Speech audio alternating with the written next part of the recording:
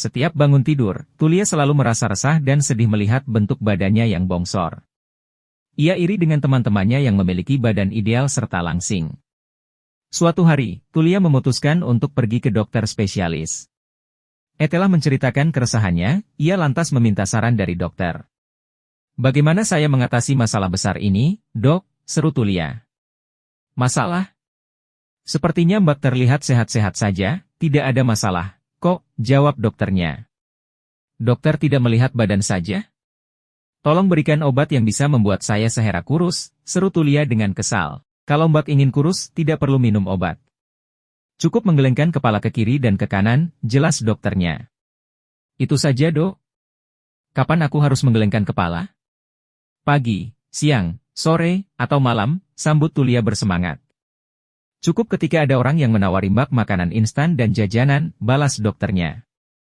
Seorang istri sedang merasa jengkel dengan suaminya karena kehidupan mereka yang serba kekurangan. "Kenapa sih, kamu gak bilang dari dulu kalau kamu semiskin ini?" kata sang istri. "Aku kan sudah bilang sayang, tapi kamu enggak mau dengar dan ngerti," jawab suaminya. "Memang dulu kamu bilang apa ke aku?" ujar istrinya tidak percaya. "Aku bilang, sayang, cuma kamu satu-satunya yang aku miliki di dunia ini." Kamu cuma jawab, "so sweet," jelas sang suami. Seekor katak pergi menemui peramal untuk mengetahui peruntungan asmaranya. Peramal lantas mulai membaca telapak tangan si katak. "Aku mempunyai kabar baik dan buruk. Mau dengar yang mana dulu?" tanya peramal dengan misterius. Dengan gembira, si katak memilih untuk mendengar kabar baik terlebih dahulu. "Kamu akan bertemu seorang gadis cantik. Ia tertarik padamu dan ingin mengetahui segala hal tentangnya. Gadis ini juga ini kamu terbuka dan memberikan hatimu," jelas peramal. "Wah, itu hebat!" seru katak dengan bahagia. "Lantas, apa kabar buruknya?" lanjutnya. "Kamu akan bertemu dengan gadis ini di kelas biologi," pungkas peramal. Bimo merupakan anak kelas 1 sekolah dasar. Selain mendapat peringkat pertama di kelas, Bimo memiliki paras yang menarik. Namun, ia memiliki satu kebiasaan buruk yang hanya diketahui teman-teman sekelasnya. Kebiasaan itu adalah Bimo sering tidak menggosok gigi. Suatu hari, ibu wali kelas menegurnya di tengah pelajaran. "Bimo, tadi pagi tidak gosok gigi ya?" tanya ibu wali kelas. Alangkah kagetnya Bimo mendengar pertanyaan tersebut. Ia berpikir keras siapa temannya yang mengadu tentang kebiasaannya itu. "Kok ibu guru bisa tahu?"